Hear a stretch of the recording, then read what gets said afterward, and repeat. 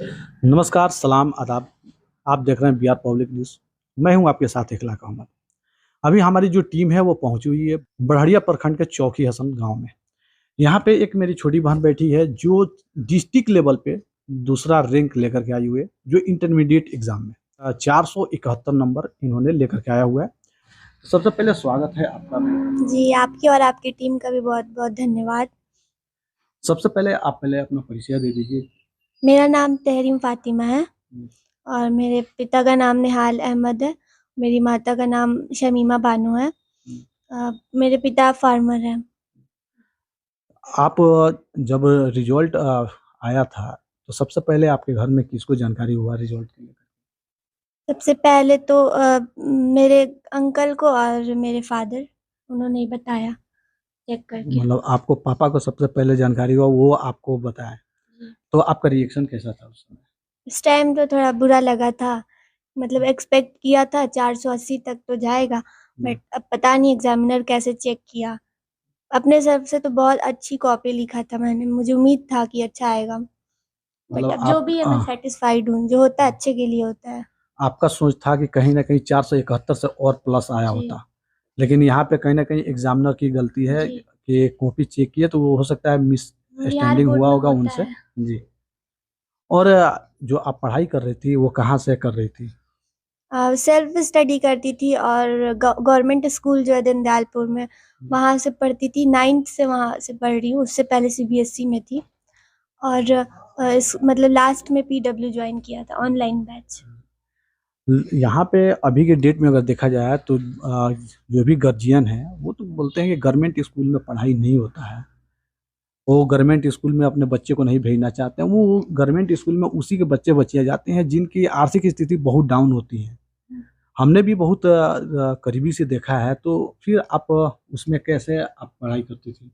Government school अब तो बहुत मतलब हालात सुधर गए हैं, बीपीएससी के टीचर्स आ रहे हैं। बीपीएससी के टीचर्स को हम अंडर एस्टिमेट नहीं कर सकते, क्योंकि वो प्राइवेट स्कूल्स में जो टीचर्स पढ़ा रहे हैं ना, वो खुद कहीं न कहीं बीपीएससी की तैयारी कर रहे होते हैं और वो गवर्नमेंट स्कूल में जाना चाहते हैं। तो वो बीपीएससी के जो टीचर हैं हमारे सरकारी स्कूल में, वो उनके पास बहुत एक्सपीरियंस है, बहुत नॉलेज है। बहुत सारा सक्सेस फेलियर उन्होंने देखा है लाइफ में, तब वो वहाँ पे हैं।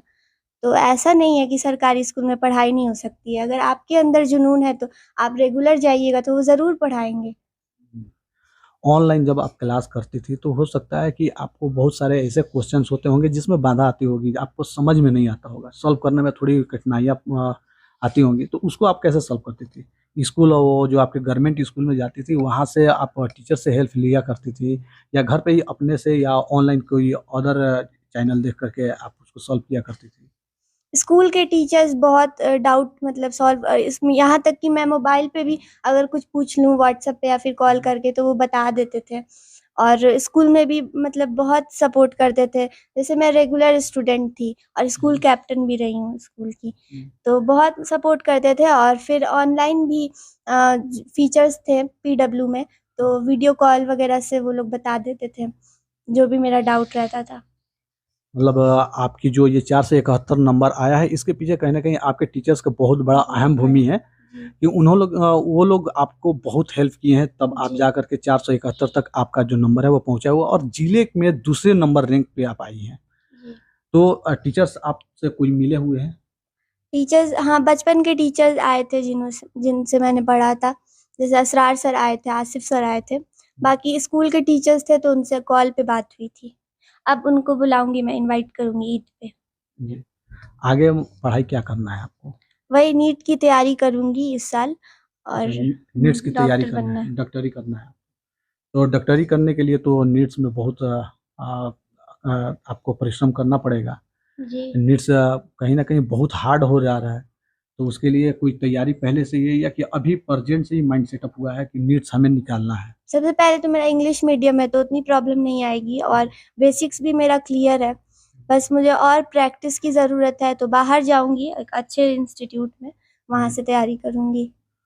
आप सेल्फ स्टडी कितने समय तक करती थी? कितने टाइम देती थी यहाँ पे घर पे? ऐसा कुछ फ़िक्स नहीं था मेरा कि इतना देर पढ़ना है। बस था कि इतने चीज़ को आज कंप्लीट करना है तो कैसे भी कंप्लीट करना है। उसके लिए चाहे जितना भी देर लग जाए, तो बस वही था, जुनून था एक कि इसको जल्दी से जल्दी इसको कंप्लीट करना है। तो ऑन एन एवरेज अगर बात करूँ सेल्फ स्टडी में, तो लास्ट में मैं 7 से 8 घंटा देती थी पढ़ाई में। अभी अगर अदर घर की बात करें तो बहुत ऐसे गार्जियन हैं, लड़की को नहीं पढ़ाना चाहते हैं, कहते हैं कि 12th कर ली बहुत है। ऐसे अभी बहुत सारे मतलब हम आपको बताते हैं 50% पेरेंट्स की थिंकिंग यही है कि मेरी बच्ची जो है वो 12th कर ली बस काफ़ी है उसके लिए।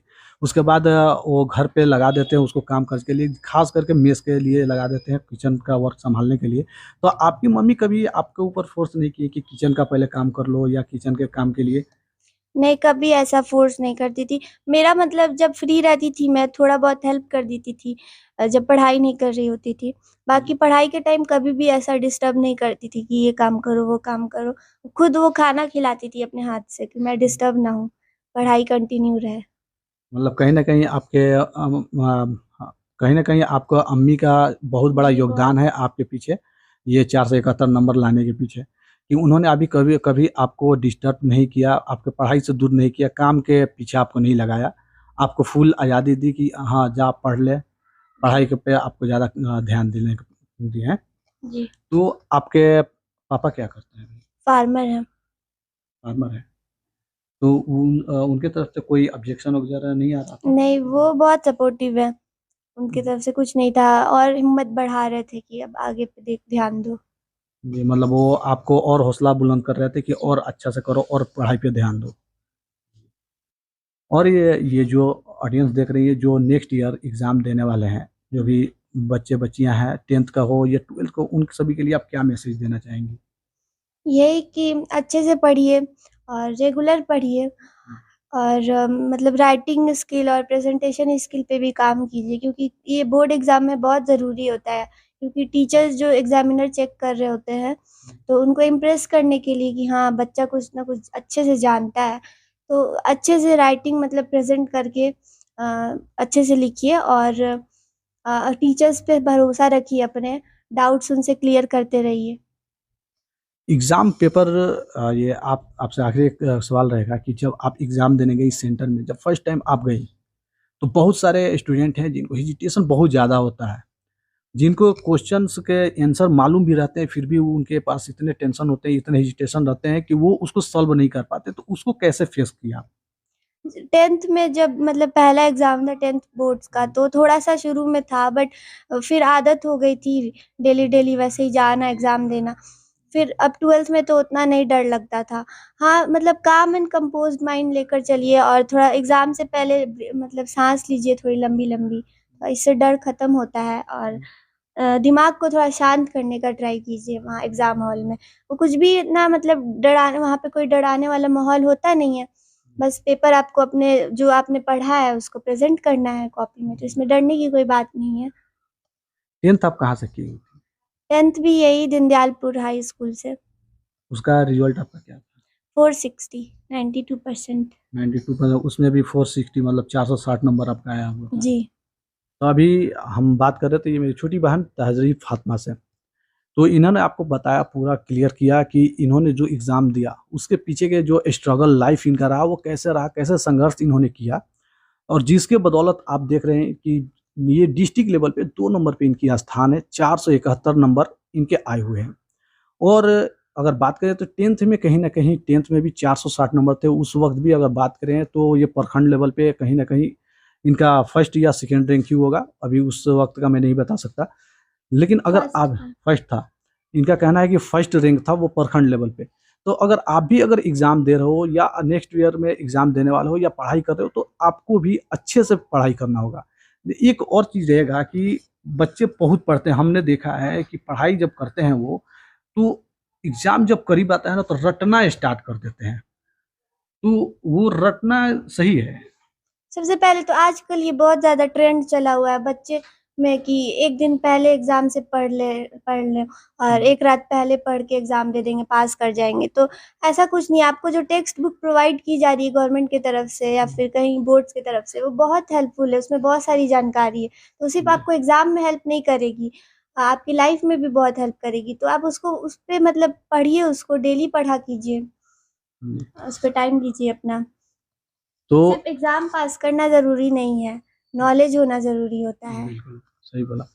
तो ये जब बात की आपका पूरा डाउट्स जो है वो क्लियर हो गया होगा। अगर आप पढ़ाई कर रहे हैं तो ये ऐसा आप गलती ना करें कि एग्ज़ाम करीब हो उसके बाद आप पढ़ना स्टार्ट करें। बहुत सारे लड़के को मैंने देखा है कि जब एग्ज़ाम करीब आते हैं तो वो रटना स्टार्ट कर देते हैं। तो रटना वो कहीं न कहीं सही नहीं है कि इसलिए कि वो कुछ समय के बाद आपके माइंड से निकल जाता है। आप अगर पढ़ाई कर रहे हैं तो पढ़ाई अपना बुक पे ध्यान दीजिए और उसको सोच समझ करके उसको प्रैक्टिकल समझिए। नॉलेज होना जैसे मैं ये बता रही हैं कि उसका जो नॉलेज है वो प्रैक्टिकल होना चाहिए, यानी कि समझ करके उसको पढ़ना बेहद ही ज़रूरी है। वो आपके लॉन्ग लाइफ टाइम तक आपके साथ रहेगा।